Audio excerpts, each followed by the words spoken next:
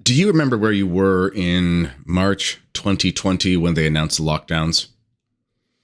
I remember getting a text from a family member saying, "Congratulations on your 3-week March break."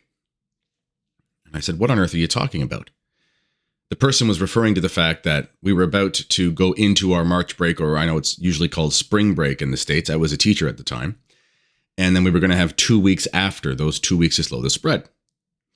And I remember how silly the whole thing was because we were told that basically March break was going to be as normal. And then after that, after everyone came back from Jamaica and Cuba, and yes, Canadians can go to Cuba for winter vacations. And after we came back from Florida, etc., we were going to then quarantine and everything was going to be fine. Now, I was taken back by this because I actually didn't know what the coronavirus was. True story. I was doing the Exodus 90 at the time. I don't know if you remember or if you know what that is, but it's a mortification and discipline sort of extra Lenten program that you do. And one of the things that you do, besides the cold showers and the fasting and all those things that are really good, is you get off your devices and you're only supposed to use your devices for essential reasons. And at that time, I wasn't a professional author. I was writing some articles here and there, but I wasn't a journalist. I wasn't a YouTuber. I was none of those things. So I had no reason to be on my phone for anything other than texts and emails or whatever. So I didn't know what the coronavirus was. I literally had no idea. And I remember the first thing I read about it, it was the Friday of the last day I ever taught in the school I was at. I was coaching a morning rugby practice, a spring practice before we went outside. We were in the gym, thinking we were going to be at training camp a couple weeks after we got back from March break. And I looked up an article and I happened to read something by Chris Ferrara.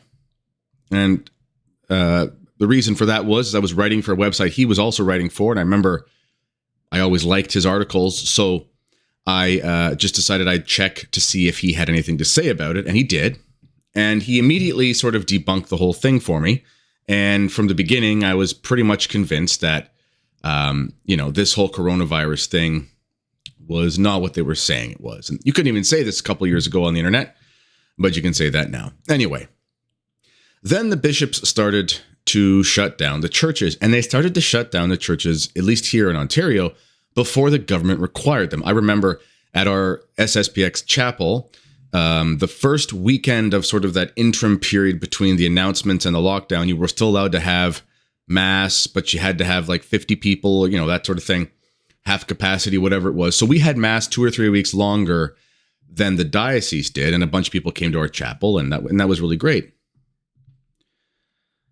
But I remember at one point, our bishop, the bishop of the London Diocese, to his shame, God save his soul, he put out a letter, and his literal words, as many things were baptisms are to be discouraged.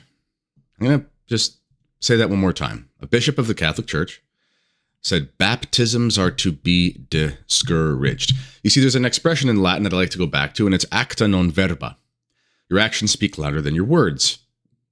You can tell me you believe that infants have to be baptized in order to be incorporated into the church and ultimately be saved. You can tell me that, but if you say baptisms are to be discouraged, I'm just simply not going to believe you.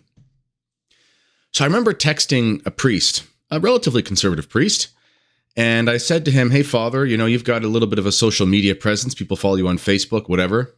People are scared. They're confused." I said, "Father, would you mind putting out a video showing parents how they could baptize their babies if the churches weren't offering them because, of course, baptisms were to be discouraged?" And his answer was, "Well, I could just recommend them to the diocese about an hour away because I wouldn't want to be disobedient."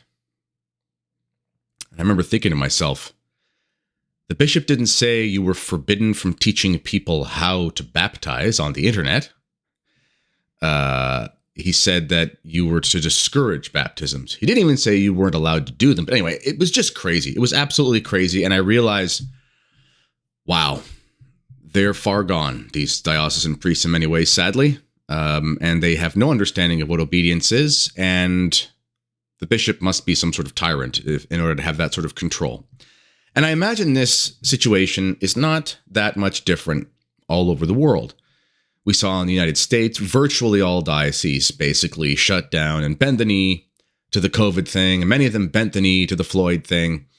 And here you go. Eventually, there was a little bit of resistance, but some places I know here in Canada, I don't think they allowed communion on the tongue in the diocesan masses until like the fall of 2022 or something like that. Like, it was pretty crazy. There were priests who were giving people communion on the tongue clandestinely in the sacristy or things like that. And it was sort of like organizing a drug deal. I can give you my number, but you can't tell me you got it from me. And he'll meet you around back and give you communion on the tongue. It was very, very strange. Very strange. Well, why do I bring this up? Recently, there has been this attack on the Catholic faith by all this, Rainbow Month stuff coming up, the LA Dodgers, etc. And Bishop Barron did do a nice video, and he talked about how everyone should boycott the LA Dodgers, and that's great.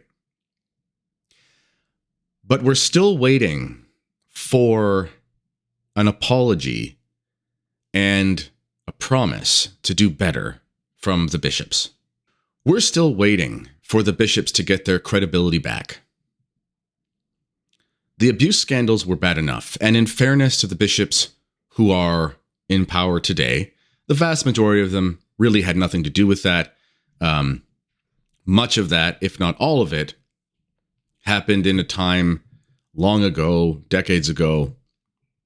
This isn't to explain any of it away. It's just to say that, and there are exceptions, but it is to say that it's not the fault of the men who are in power at the moment, because obviously they weren't the ones governing the situations.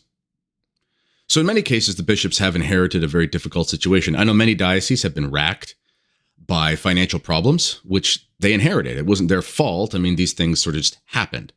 But the bishops have not had credibility with faithful Catholics in a long time.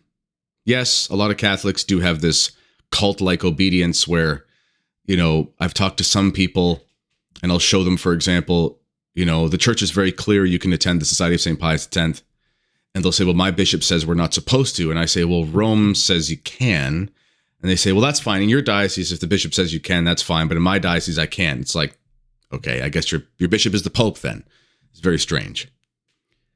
But in any case, most Catholics of good faith have really lost a lot of respect for the bishops. The people who do respect the bishops often are not really faithful Catholics, meaning they're sort of cultural, ideological Catholics, and they really jump on board with the bishop when he likes to push some sort of environmental agenda. But the bishops have lost their credibility in the eyes of so many people. The abuse scandals, as I said, were enough, but the COVID stuff, that was egregious. It was one of the most disgraceful things that any bishops of the Catholic Church have ever done in history, and here's why. You see, the abuse stuff, that's terrible. This is obviously very bad. It's a terrible thing. And what we see there is essentially the effects of poor leadership and, poor management and human sin. And it's a story as old as time, and it's awful and wicked. And those who were involved need to be punished harshly. There is no punishment severe enough. We can't say enough. With the bishops, with the scandals, what we see is that they were men who were just pretty wicked. But with the COVID thing, we see they were men who were just extremely cowardly.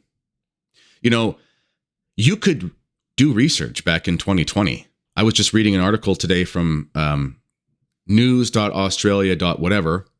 And it's, basically like, the big news outlet for Australia. And it's, another study shows that the harm from lockdowns is greater than the benefits and cause more harm than good sort of thing. This stuff has been coming out everywhere. I mean, it's in mainstream newspapers. Now, even leftists are starting to attack Donald Trump because he pushed lockdowns, trying to pretend that they didn't push them for, the last 2.5 years. The cat's out of the bag.